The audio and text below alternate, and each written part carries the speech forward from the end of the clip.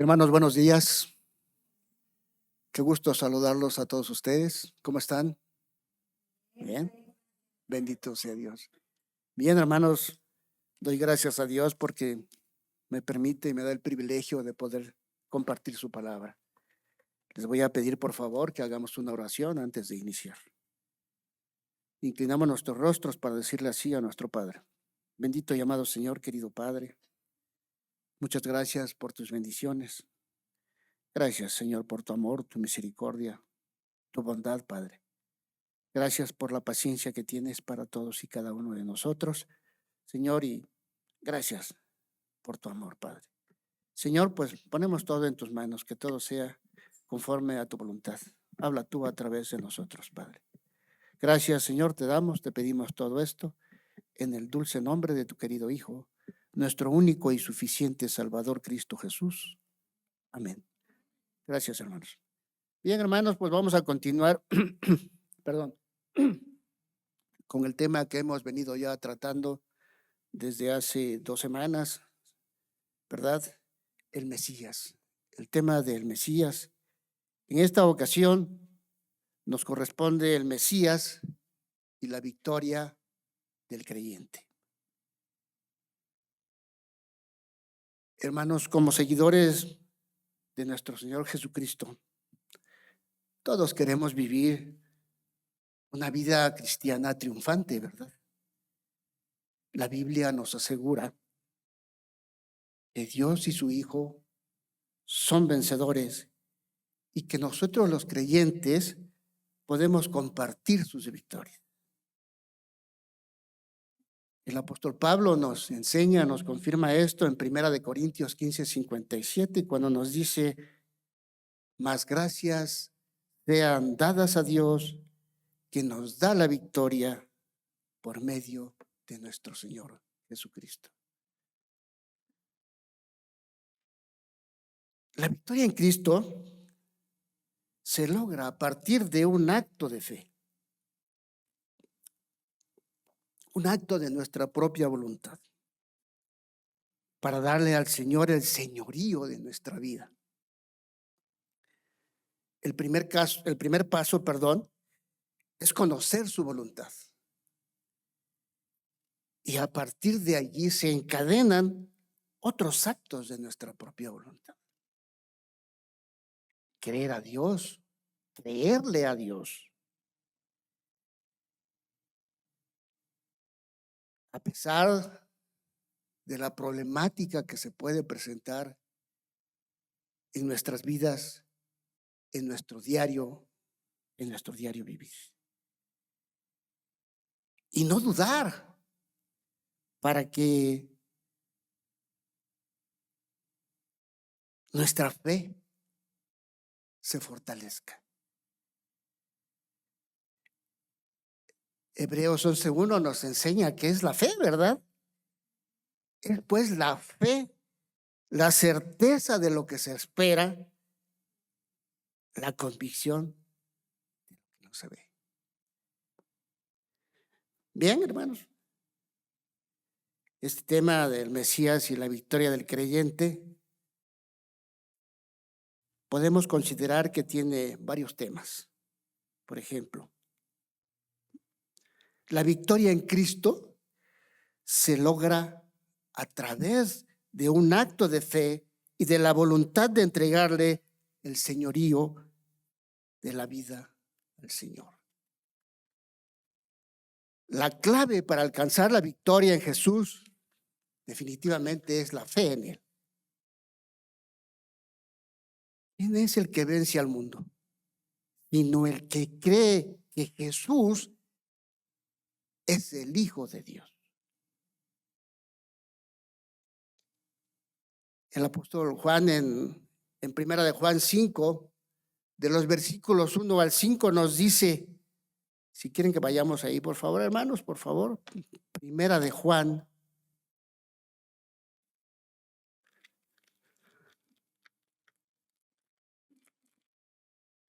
Primera de Juan, capítulo 5, de los versículos 1 al 5 nos dice así. todo aquel que cree que Jesús es el Cristo es nacido de Dios. Y todo aquel que ama al que engendró, ama también al que ha sido engendrado por él. En esto conocemos que amamos a los hijos de Dios, cuando amamos a Dios y guardamos sus mandamientos. Pues este es el amor a Dios, que guardemos sus mandamientos, y sus mandamientos no son gravosos, porque todo lo que es nacido de Dios, como dice, hermanos, vence al mundo. Y esta es la victoria que ha vencido al mundo, nuestra fe. ¿Quién es el que vence al mundo? Sino el que cree que Jesús es el Hijo de Dios. Entonces, el primer paso para la victoria en Jesús es aceptar a Cristo como Salvador. Recibimos al Señor por gracia a través de la fe, ya lo hemos aprendido. Y también vivimos en su victoria por gracia a través de la fe. Nuestra salvación es un regalo de la gracia de Dios.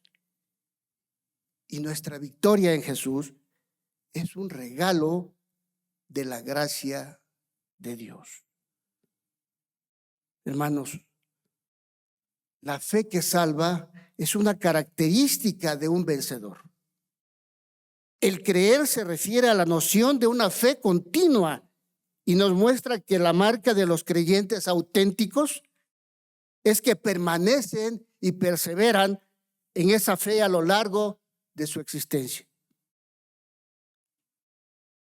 La creencia salvadora no es una simple aceptación intelectual, sino una dedicación permanente y de todo corazón a Jesús. Jesús es el Cristo, el objeto de la fe del creyente. Porque somos llamados a creer en su condición de Mesías, del Mesías prometido, a quien Dios envió para ser el Salvador tuyo, el Salvador mío, quien con su muerte nos libró del pecado. Recordemos, hermanos, todo aquel que deposita su fe en Jesucristo como el único Salvador, ha nacido de nuevo, lo cual da como resultado la victoria. Porque en Él somos más que vencedores. La fe constante es el resultado del nuevo nacimiento, lo que es una evidencia confiable de que somos nuevas criaturas. Los hijos de Dios debemos manifestar realmente que hemos nacido de nuevo, al no dejar de creer nunca en el Hijo de Dios. Este nuevo renacer nos lleva a una relación permanente de fe y fidelidad a Dios y a nuestro Señor Jesucristo. Podemos decir que el amor es otra característica de un vencedor, porque no solo cree en Dios, sino que ama tanto a Dios como a sus hermanos en la fe. También podemos decir que otra característica de un vencedor es la obediencia. Y estas características de fe, amor y obediencia mantienen una estrecha relación dinámica permanente, así como la prueba genuina del amor, así como la prueba genuina del amor es la obediencia, la prueba genuina de la fe es el amor. Por medio de Cristo y su provisión de salvación, como creyentes, somos vencedores sobre un sistema invisible de maldad que prevalece en el mundo, dominado por el enemigo que captura a aquellos que viven en la oscuridad. Nuestro Señor nos dice también en Juan 16:33, dice: estas cosas os he hablado para que en mí tengáis paz. En el mundo tendréis aflicción, pero confiad, yo he vencido al mundo.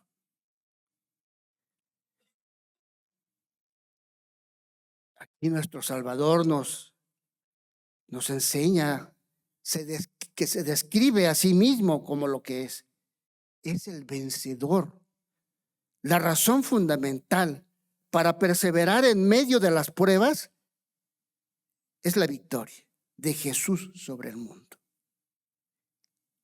Él, a través de su muerte, anuló totalmente la oposición del mundo. Aunque el mundo persiste en atacar al pueblo de Dios, lo sabemos, estamos conscientes de ello.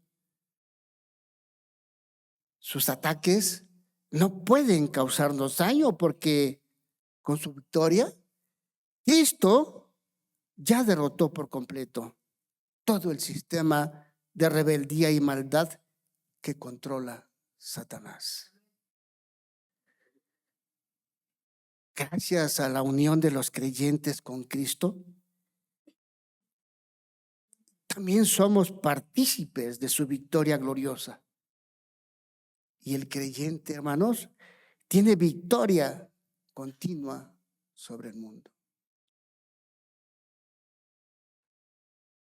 Hacemos notar que en el Evangelio, según Juan, como en su primera carta, marca la victoria de Jesús sobre el mundo, para que el creyente capte la grandeza de esta victoria. La fe en Cristo y la dedicación total de la vida del creyente a Él, insisto, hacen precisamente del creyente un vencedor.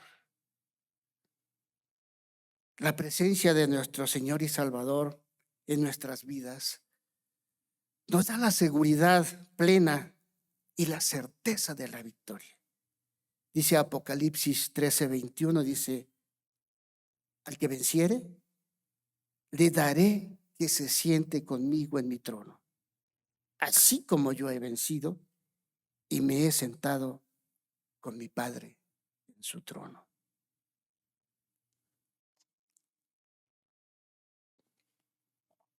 De igual manera nos promete el triunfo en las luchas contra las influencias malignas de los hombres, del maligno, ¿verdad? Dice Salmo 44:5, dice: por medio de ti sacudiremos a nuestros enemigos, en tu nombre hollaremos a nuestros adversarios. De igual forma, nos promete el triunfo sobre las fuerzas espirituales de maldad, como lo dice él mismo en Lucas 10:19. He aquí, os doy potestad de hollar serpientes y escorpiones y sobre toda fuerza del enemigo, y nada os dañará. También nos ofrece la seguridad, la victoria sobre las aflicciones más severas que padecemos, como decíamos, todos los días. Dice Romanos 8:35 y 38, dice: ¿quién nos separará del amor de Cristo? ¿Tribulación? ¿O angustia? ¿O persecución? ¿O hambre? ¿O desnudez? ¿O peligro? ¿O espada? Por lo cual estoy seguro, dice el 38, dice, por lo cual estoy seguro que ni la muerte, ni la vida, ni ángeles, ni principados, ni potestades, ni lo presente, ni lo porvenir. Nos promete el triunfo sobre las atracciones del mundo, como ya vimos en 1 de Juan 5:4. Porque todo lo que es nacido de Dios vence al mundo. Y esta es la victoria que ha vencido al mundo. Hermanos, ya lo comentamos, como dice nuestro Señor en Efesios 6:11, dice, vestíos de toda la armadura de Dios para que podáis estar firmes contra las acechanzas del diablo. Preparémonos, hermanos, estemos alertas, permanezcamos alertas, porque Satanás espera un descuido de nosotros para atacarnos, para hacernos tropezar. Bien, veamos cómo es el alcance de la victoria que Jesucristo nos otorga. ¿Cuál es el alcance de la victoria que Jesucristo nos da? La victoria que Jesús comparte con nosotros, los creyentes, incluye la victoria sobre los deseos de la carne, los deseos de los ojos y la vanagloria de la vida. Veamos otra vez, Juan nos dice en 1 de Juan 2, vayamos ahí, hermanos, por favor. 1 de Juan 2, versículos 15 al 17.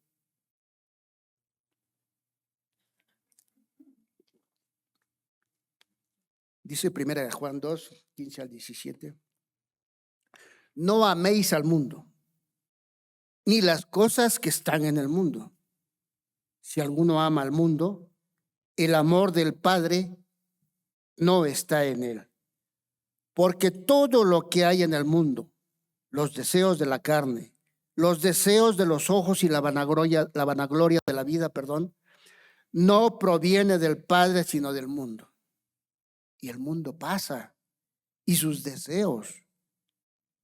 Pero el que hace la voluntad de Dios, como dice, hermanos, permanece para siempre.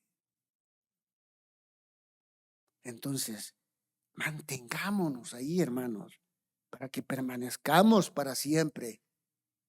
Insisto, estemos alertas, preparémonos para esta gran batalla. El triunfo de nuestro Señor sobre la tentación y el pecado también se ha convertido en nuestra victoria.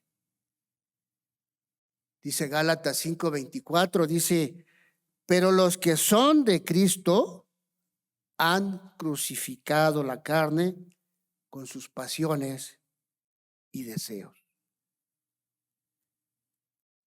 Cristo venció a la muerte, pero la batalla espiritual todavía se libra dentro del creyente, hermanos. La verdad es que los cristianos debemos esperar hasta la glorificación antes de que podamos sentirnos libres por completo de nuestra condición humana no redimida. Pero también es cierto que si andamos en el Espíritu, podemos agradar a Dios. Podemos agradar a Dios en este mundo. La exhortación es, pues, no amemos al mundo.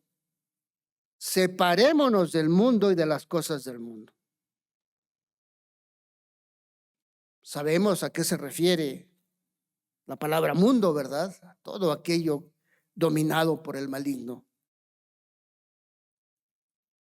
Consideremos que el amor de Dios y el amor del mundo son totalmente incompatibles. El hecho de no amar al mundo no solo implica negar nuestro afecto al mundo. sino incluye la separación de todo lo que el mundo nos ofrece y puede afectarnos. El mundo como sistema dominado por Satanás, opuesto a Dios, solo ofrece cosas que nos incitan al pecado, que nos incitan a resbalar, que nos incitan a caer, que nos incitan a desviarnos. Porque son cosas, son contra la voluntad de Dios. El amor de Dios no puede coexistir con el amor al mundo. No puede coexistir en nuestro corazón como creyente. Amar al mundo es apegarse, valga la redundancia, a lo mundano, vil, atender los criterios que el mundo maneja, y el que esto hace,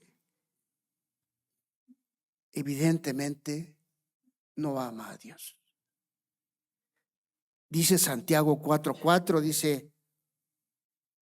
oh almas adúlteras, ¿no sabéis que la amistad del mundo es enemistad contra Dios? Cualquiera, pues, que quiera ser amigo del mundo, se constituye, ¿cómo, hermanos? Enemigos de Dios.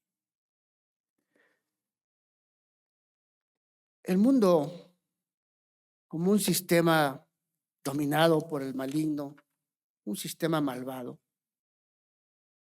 ofrece a nuestro corazón engañoso y perverso incentivos, nos motiva, ¿verdad? Nos provoca para amarlo a Él en vez de confiar en Dios y amar a nuestro Creador. Desde luego que la principal fuente de maldad que existe en nosotros es nuestra carne, ¿verdad? Nuestra concupiscencia, ¿verdad? La concupiscencia de la carne. Y esto se refiere a los malos deseos del hombre. Todo aquello malo que el hombre desea, ¿verdad? La concupiscencia igual de los ojos, referido al afán de querer tener más, de poseer más bienes materiales, terrenales, ¿verdad? Sobre todo querer tener más dinero, ¿no?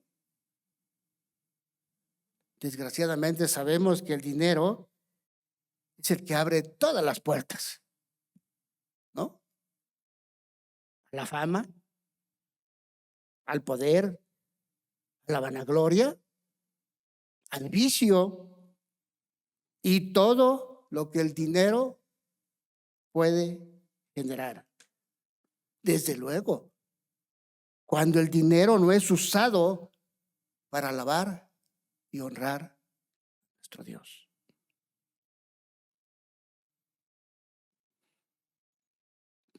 También nos incita a la ostentación, ¿no? A la vanidad, que marcan el punto más alto de la autosuficiencia orgullosa, prepotente del hombre, que trata de exaltarse a sí mismo, ¿verdad? Y de rebajar a los demás para provocarle envidia. Lamentablemente estas actitudes también permean en las congregaciones, hermano. En la comunidad cristiana, desgraciadamente. No estamos exentos, por eso decimos, mantengámonos firmes, permanentemente sujetos de la mano de Dios, para que no caigamos precisamente en todo esto, ¿verdad? Todo lo que tiene que ver con estas concupiscencias pecaminosas desde luego no se inspiran en el Espíritu Santo y en los criterios de valor de Dios, sino en los valores del maligno. Por tanto, hermanos, es indigno de un creyente amar esas cosas, pues esto indica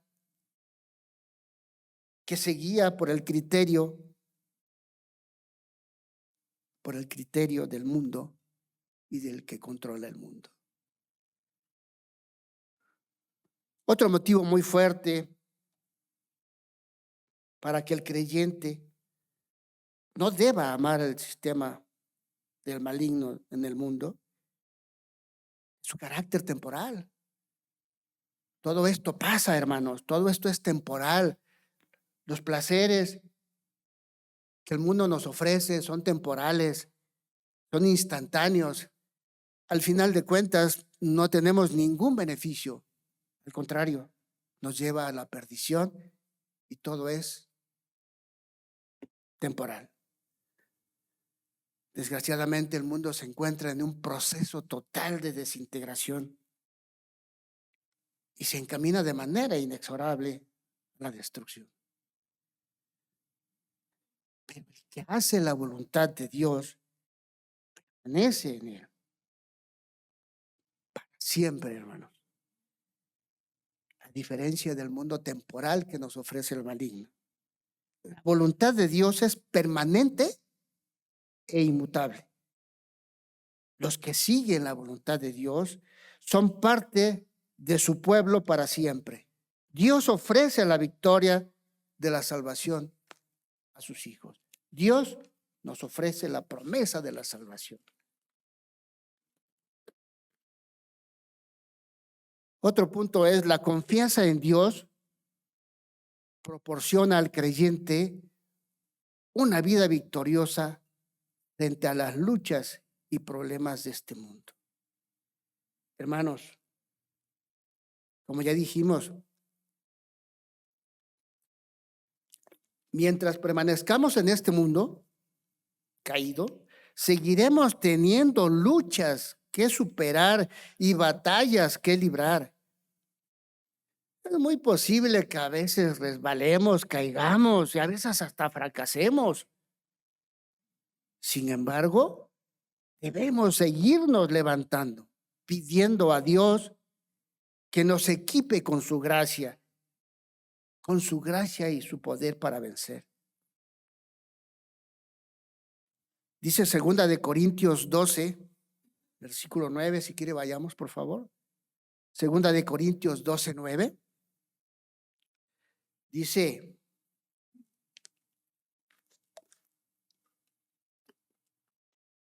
Segunda de Corintios 12, 9 dice, y me ha dicho, bástate mi gracia, porque mi poder se perfecciona en la debilidad.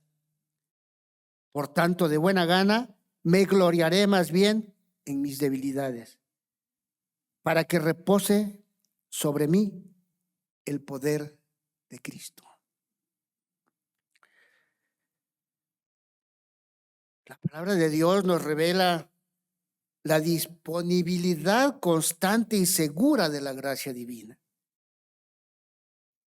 Dios nunca deja de suministrarle la gracia al creyente para soportar las pruebas. Cuanto más débil sea el ser humano, con más claridad resplandece en medio de la prueba la gracia de Dios. Es un gran consuelo, hermanos, saber que la gracia poderosa del Señor puede contrarrestar todas nuestras debilidades.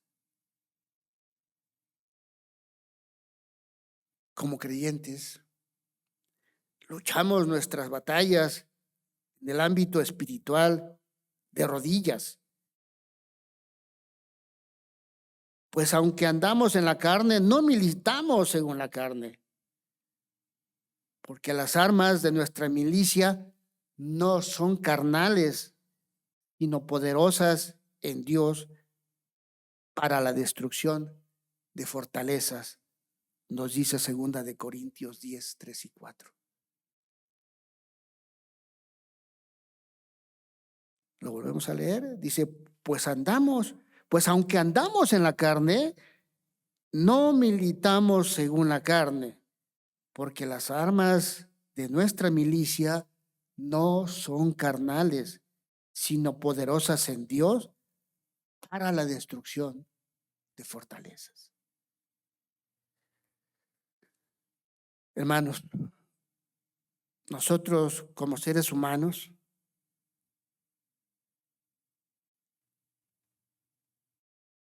andamos en la carne, pero no militamos en la carne. No actuamos con sabiduría humana. Esto no sirve de nada para enfrentar las fuerzas de las tinieblas y llevar a los creyentes a la madurez y seguridad espiritual en Cristo. Para tener seguridad espiritual efectiva, requerimos construir fortalezas espirituales formidables que contengan y derroten las fuerzas del maligno, las que solo pueden derrotarse con las armas espirituales. Y el creyente piadoso debe tener, debe atesorar, debe empuñar, en particular, la espada del Espíritu. Ya que no hay nada más efectivo que la palabra de Dios para derrotar las falsedades del enemigo.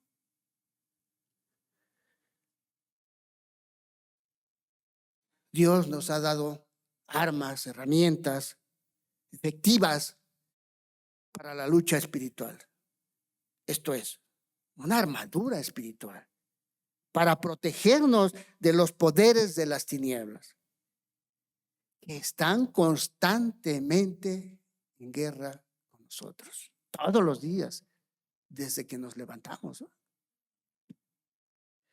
Dice el apóstol Pablo, si quieren vayamos ahí por favor, dice Pablo en Efesios 6, 6:10, dice Efesios 6, versículo 10 en adelante, a 18, dice, por lo demás, hermanos míos, fortaleceos en el Señor y en el poder de su fuerza. Vestíos de toda la armadura de Dios para que podáis estar firmes contra las acechanzas del diablo.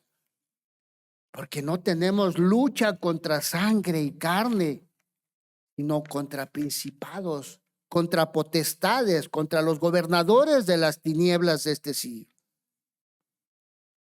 contra huestes espirituales de maldad en las regiones celestes. Dice el 13, dice, por tanto, tomad toda la armadura de Dios para que podáis resistir en el día malo y habiendo acabado todo, estar firmes.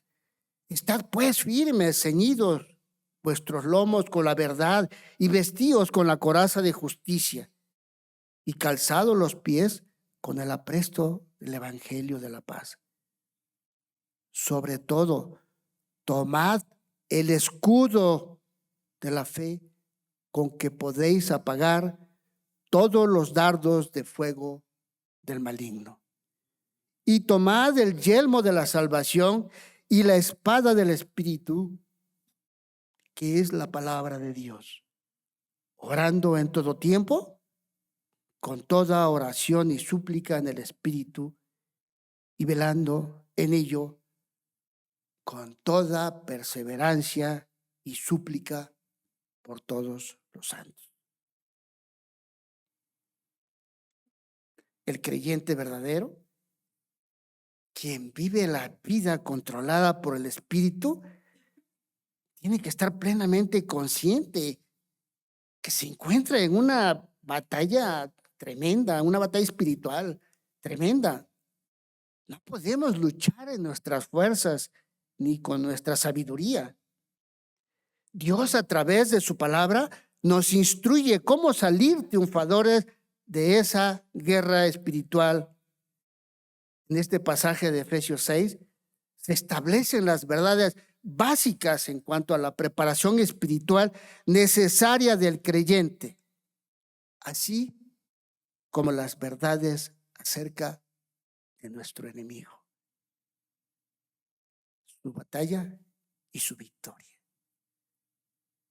Es importante considerar todos los elementos que conforman la armadura espiritual que Dios nos proporciona para estar equipados, enfrentar y salir victoriosos de los ataques del maligno. Es bien clara la advertencia. Y la exhortación también está dirigida a todos los creyentes para mantenernos alertas en guardia contra el enemigo. Porque contra ese enemigo, ya dijimos, no sirven las armas humanas, no sirve nuestra sabiduría. Porque la lucha no es contra hombres, sino contra el príncipe de maldad. Solo Dios puede proporcionarnos las armas que necesitamos para tan desigual guerra espiritual. Hermanos, debemos tener siempre presente que la lucha no es contra sangre y carne, sino contra principados, contra potestades, contra los gobernadores de las tinieblas, contra huestes espirituales de maldad. Es crucial saber y dar por entendido que las armas que Dios pone a nuestra disposición resultan ser eficaces para resistir al enemigo. Y si no es por la ayuda decisiva que le presta además la oración, hermanos, esto no resulta ser efectivo si nosotros no obedecemos, si nosotros no oramos, hermano. La oración tiene que ser permanente, tiene que ser todos los días, todo el tiempo que sea posible. Dice Lucas 17, dice, ¿y acaso Dios no hará justicia a sus escogidos que claman a Él día y noche? ¿Se tardará en responderles? Hermanos, la oración tiene que ser un hábito constante en nosotros como creyentes. Dice otro punto, dice, la salvación cambia lo que somos, haciéndonos muertos al pecado y vivos a la justicia de Jesucristo.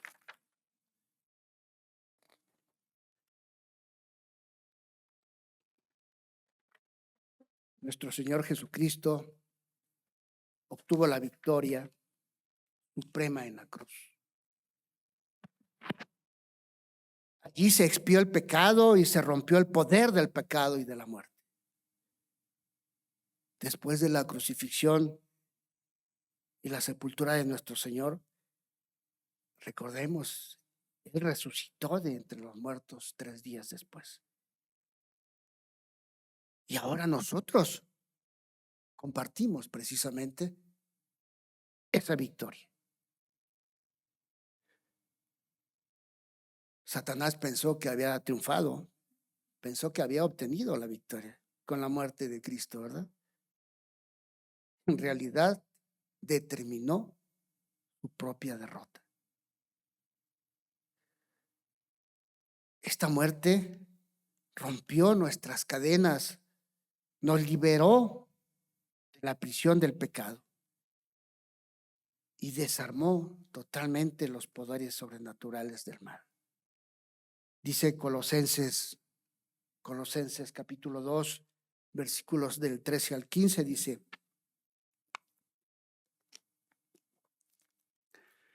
y a vosotros, estando muertos en pecados y en la incircuncisión de vuestra carne, os dio vida juntamente con él, perdonándoos todos los pecados, anulando el acta de los decretos que había contra nosotros, que nos era contraria, quitándola de en medio y clavándola en la cruz, y despojando a los principados y a las potestades, los exhibió públicamente, triunfando sobre ellos en la cruz. Recordemos, hermanos, es donde nos rescató el Señor. Y yo lo digo con vergüenza, la verdad. Porque me rescató, pues, de la inmundicia. Me rescató de la oscuridad. Desde luego no es digno de recordar. Y mucho menos recordar para añorar aquello en lo que vivíamos. Circunstancias totalmente negativas, totalmente de perdición. El Señor nos libró precisamente de la oscuridad. Él nos dio la oportunidad de la victoria.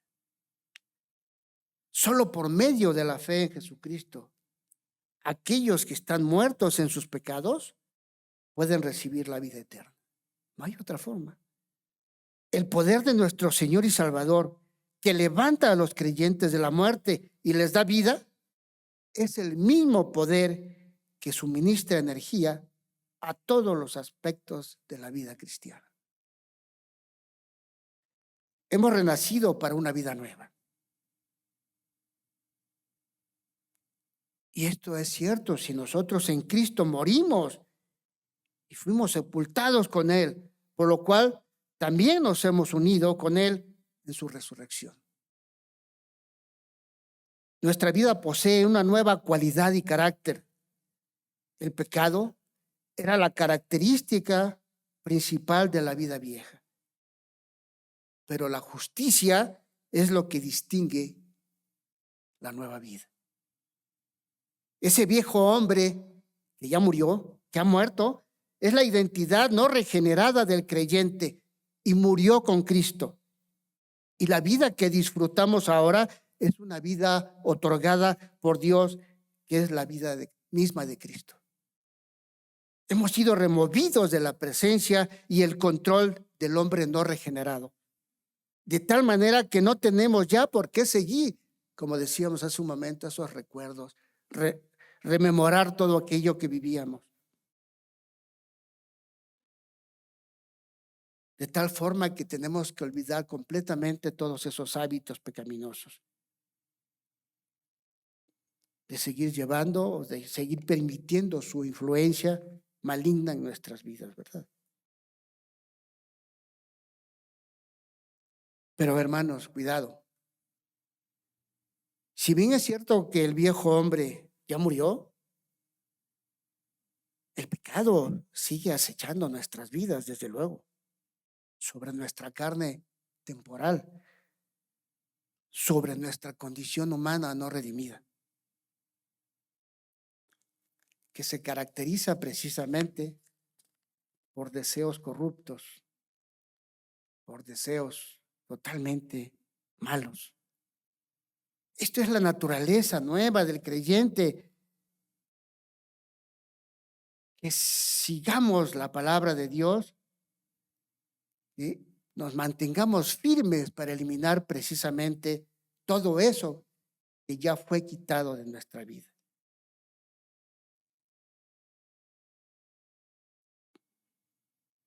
La victoria en Jesús es real y accesible, hermanos, porque nuestro Señor y Salvador ha derrotado al maligno y a todo poder maligno del mundo, y logramos la victoria en Jesucristo descansando en Él y confiando en que Él triunfará por nosotros.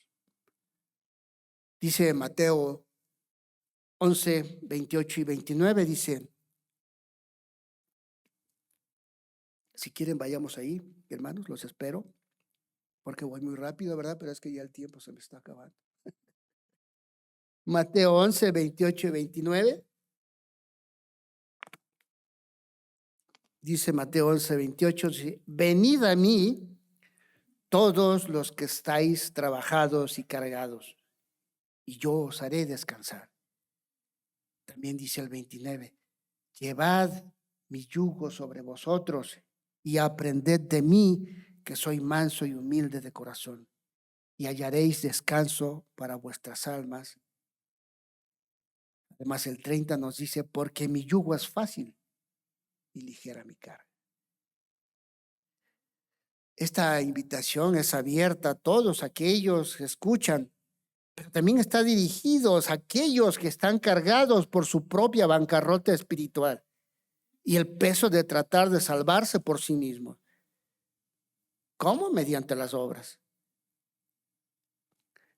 La rebelión pecadora obstinada de la humanidad es tal que sin el despertar espiritual dado soberanamente, no tienen forma de salir de ello.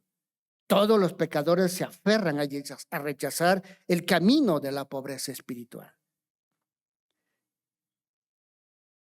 Mientras permanecemos en la tierra, el Señor reina victorioso por medio de aquellos que han sido liberados del reino de las tinieblas y trasladados a su glorioso reino de luz. Dice Primera de Pedro 2, versículos 9 y 10, dice, mas vosotros sois linaje escogido, real sacerdocio, nación santa, pueblo adquirido por Dios, para que anunciéis las virtudes de aquel que os llamó de las tinieblas a su luz admirable. Vosotros que en otro tiempo no erais pueblo, pero que ahora sois pueblo de Dios, que en otro tiempo no habíais alcanzado misericordia, pero ahora habéis alcanzado misericordia. Hermosa la descripción, ¿verdad? De los privilegios de los creyentes que el apóstol Pedro hace aquí en fuerte contraste con los desobedientes, ¿verdad? En el tiempo presente, la iglesia es un sacerdocio real que se mantiene unido al sacerdote y rey que es Jesucristo. También es un sacerdocio que pertenece y sirve al rey y ejerce dominio, lo que se cumplirá a plenitud en el reino futuro de Cristo. Los creyentes somos el pueblo de Dios, gozamos de su misericordia y de sus promesas. Hermanos, ya por último, tenemos otro punto que dice, antes en todas estas cosas somos más que vencedores por medio de aquel que nos amó. Sobre todas las cosas, tenemos una espléndida victoria. Es la manera como Cristo venció a los poderes de las tinieblas, derrotándolos con su muerte en la cruz. La fe y la paciencia son valores más nobles que cualquier arma hecha por manos de hombre. A veces nos llaman locos cuando compartimos la palabra, ¿verdad? Sobre todo cuando les decimos que nos gloriamos y nos gozamos en las pruebas, ¿no? En las tribulaciones. Tú estás loco, ¿cómo te gozas cuando estás mal? Bueno, pero nosotros no vencemos por nuestras propias fuerzas, sino por la gracia que hay en Cristo Jesús. Vencemos en virtud de la victoria ya obtenida por Cristo. Ya para finalizar, hermanos, llegará un día en que las victorias de Jesús se realizarán y se celebrarán plenamente en los nuevos cielos y la nueva tierra. Veamos lo que dice Isaías 25:8.